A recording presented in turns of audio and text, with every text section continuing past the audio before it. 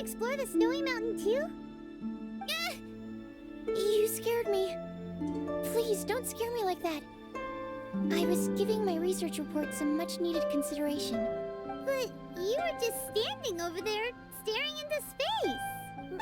Not at all. I was just thinking of a name for a new subspecies of sweet flower I propagated. It has seeds that are 4 times as large as normal. Oh, are you interested? Wonderful. Next time, please allow me to show you the fruits of my work. It's a shame. If I wasn't coming to this mountain, I would have brought some samples with me. Yeah. Weren't you doing research in the city? How come you're here? Timaeus and I were helping Albedo organize research data. Timaeus just left, in fact. You didn't run into him? Sure didn't. He said that he wasn't as sharp as Albedo when it came to data. By quite a long shot, in fact. The significance of some things Albedo is able to grasp almost immediately, but we, on the other hand, take considerable time. I fear that this must be the difference in our knowledge and experience showing. Timaeus seemed rather depressed about the matter. He said he was going to take a walk, so I'm currently settling the leftover affairs myself. I was originally going to take a look around myself after finishing up here, but unexpectedly, I gleaned some interesting data from these reports. But, well, guess my search for secrets will have to wait. Secrets? Ooh, what secrets? Actually, do you two have time right now? Don't have anything on us but that. Then, could I ask you for a favor? In truth, I feel like Albedo is concealing something from myself and Timaeus. But isn't he your teacher? What would a teacher have to hide from his students? That's true, but I feel like he's always hiding something. It is my personal guess that it is some great secret of alchemy. How are you so sure? Timaeus and I are both passionate researchers of alchemy. If it was anything else, Albedo wouldn't have any reason to hide it from us. You do have a point. Could you help me investigate what it is that Albedo's hiding? Please. I'm just too curious. What do you think? Yes! Thank you, thank you! Alright, let's take a little trip, shall we?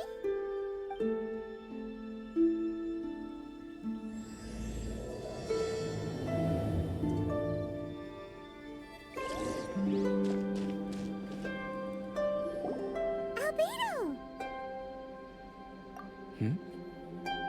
Why are you here? Are you lost? No, we're not. A secret? Hey, what are you doing? Our mission calls for a delicate approach. Sure, but still. Actually, you've arrived at just the right moment. I have business with you too, in fact. Here, catch. Huh? What's this? As you can see, it is a sword.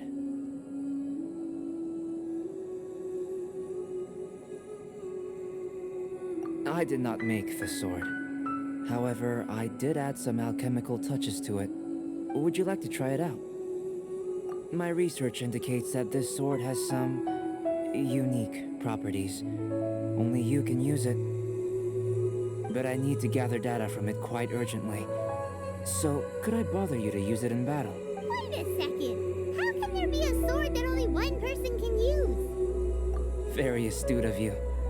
This sword has indeed had a curse laid upon it. An ordinary person would be unable to wield it at all. However, you are an exception. Huh? Or perhaps I should say that only you are immune to the curse. As such, who could I find to help me if not you? We gain little from saying more. Go find some monsters nearby. After all, some things are best discovered through practice.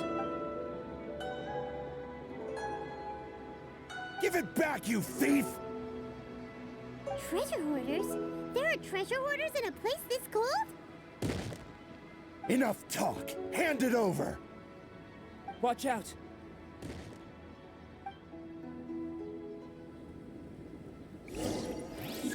troublesome. Solidified! This is order. Now that's rich! Treasure hoarders calling us thieves? They certainly arrived quickly. Goodness, no. They seem to have been talking about this sword. What's going on? Why are you looking at me like that? Of course I didn't steal this sword. Not long ago, the Knights caught a band of treasure hoarders outside the city. The goods they were smuggling were also impounded. This sword was one of those items. We believed it to be stolen plunder, but no one came to claim it. Nor could we find out where it came from, so it languished in our stores. I noticed it quite by chance while in our storehouse. To tell you the truth, such an old sword would see little use outside of alchemy. You claimed it for yourself? Just like that? So, then what happened? You just took it with you? Indeed.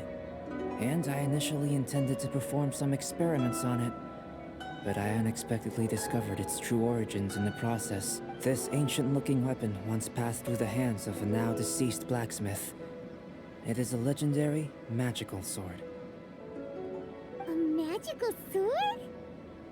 It is said that the smith vanished not long after creating the weapon, with the weapon subsequently becoming lost to time. Working backwards from its eventual fate as plunder, one can guess that it was then stolen by the treasure hoarders, where it remained in obscurity till recently. The blacksmith who made this weapon disappeared? That's kind of spooky. No wonder it's cursed. Exactly. Do you know the story of Durin in this mountain? Durin was the black dragon who menaced Mondstadt, before finally being defeated by the combined efforts of Dvalin and the Animo Archon Barbados. After a fierce battle, the vanquished Durin crashed to ruin here, falling into the thick snow. Snow gathers atop this mountain and never melts, which is a most curious phenomenon. Which lead... Could it really have been intent?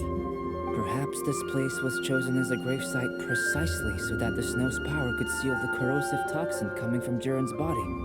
It seems plausible that Barbados would think of such a method. Huh. Was Barbados such a capable god? Well, these are just my postulations. I don't have any evidence. But what's for certain is that this mountain and Durin are deeply intertwined. In fact, I believe that the very sword in your hand has Durin's remains in it. A dragon's remains? Indeed. The dragon's eyes, claws, and scales ground into dust before being used to coat the blade. In this way, Durin's corruption and venom entered into the sword and became the source of its power. This is very advanced craftsmanship. I presume that having successfully forged the weapon, the smith must have tried it out themselves in their joy. But using the sword in battle would have allowed the corruption to seep through the blade's handle and into their bodies. Ordinary mortals cannot withstand such power. The blacksmith must then have fled, driven mad by the curse, before meeting their end in some unknown place. You've purified Dvalin's tears before, which is a very rare ability indeed. This ability has protected you from being corrupted or poisoned, and you can completely eliminate their effects, which is why you and only you can properly wield this sword. Still, this sword really is huge. Yikes! It's glowing! As far as I'm concerned, this is where the real experiment begins. This sword is still very weak at present. However, it is able to absorb energy, and through that, it is able to constantly become stronger. In some sense, you could even say that it is a living thing. Well then, traveler, adventure with it to your heart's content. I need you to help it grow. I believe that we will soon have all the proof that we need.